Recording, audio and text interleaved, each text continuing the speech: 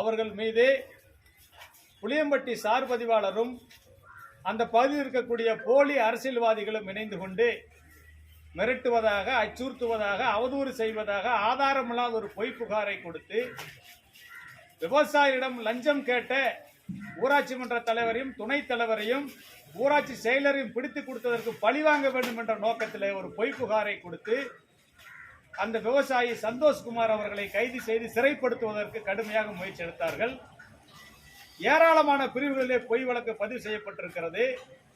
நடந்த உண்மை என்னவென்றால், காவல்துறை புகாரிலே சொன்னமாறு கடந்த ஜூலை 25ஆம் தேதி அவர்கள் அந்த சார் பதிவாளர் அலுவலகத்துக்கு செல்லவே இல்லை என்பதுதான் உண்மை.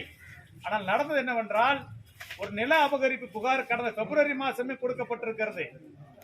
அந்த பிப்ரவரி மாதம் கொடுத்த புகாரை இதுவரைக்கும் விசாரிக்கவே இல்லை.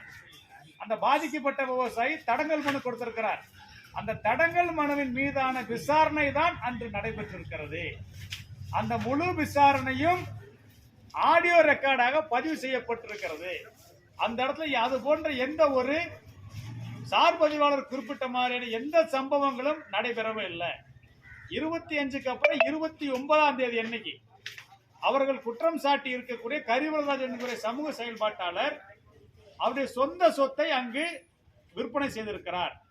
அதில் அவர்களுடைய வீடும் உள்ளடங்கி இருக்கிறது.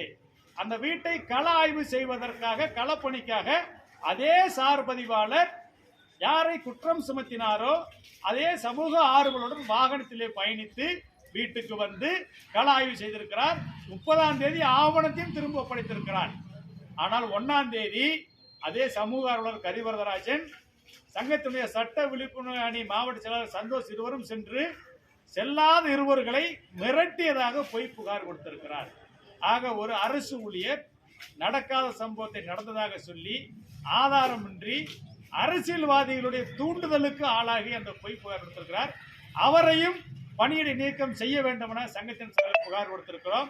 நடவடிக்கை இல்லை என்றால் உரிய வகையிலே சங்கத்தின் சார்பில் போராட்டத்தை முன்னெடுப்போம்.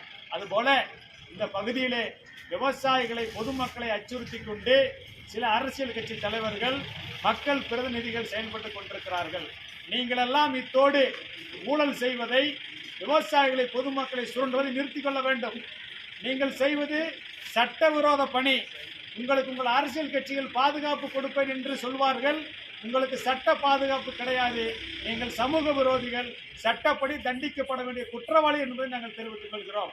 நீங்கள் இருக்கக்கூடிய ஆளுங்கட்சியை பயன்படுத்தி, ஆளுங்கட்சிக்கு அவப்பேர் ஏற்படுத்தி, சில அரசியல் கைக்கூலிகளை வைத்துக் கொண்டு உங்கள் ஊழலையும் உங்களுடைய நில அபகரிப்பையும் நீங்கள் காப்பாற்றிக் கொள்ளலாம் என்று கணக்கு போட்டால் அதை ஒரு காலம் தமிழக விவசாய பாதுகாப்பு சங்கம் மன்னிக்காது.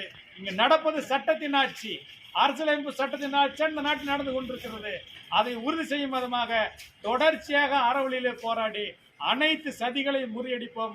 தொடர்ச்சியாக தமிழக விவசாய பாதுகாப்பு சங்கம் அரசியல் சார்பற்று நேர்மையாக அறவழியிலே அனைத்து மக்களுடைய கோரிக்கைகளையும் போராட்ட வடிவிலே முன்னெடுக்கும், சமரசமற்று முன்னெடுக்கும் என்பதை நாங்கள் இந்த செய்தியாளர் சந்திப்பு வாயிலாக தெரிவித்துக் கொள்கிறோம்.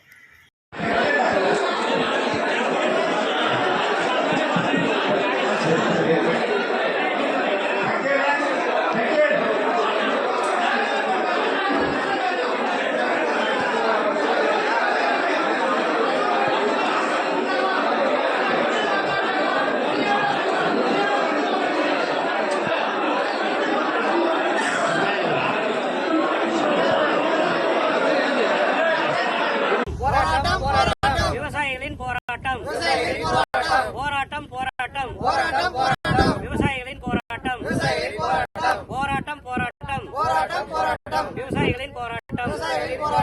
வெட்டாதே, வெட்டாதே, பச்சை பனைமரங்களை வெட்டாதே, வெட்டாதே, வெட்டாதே, பச்சை பனைமரங்களை வெட்டாதே, போகாதே, போகாதே, கிராம சாலை வழியாக மின்பாதையை கொண்டு செல்லாதே,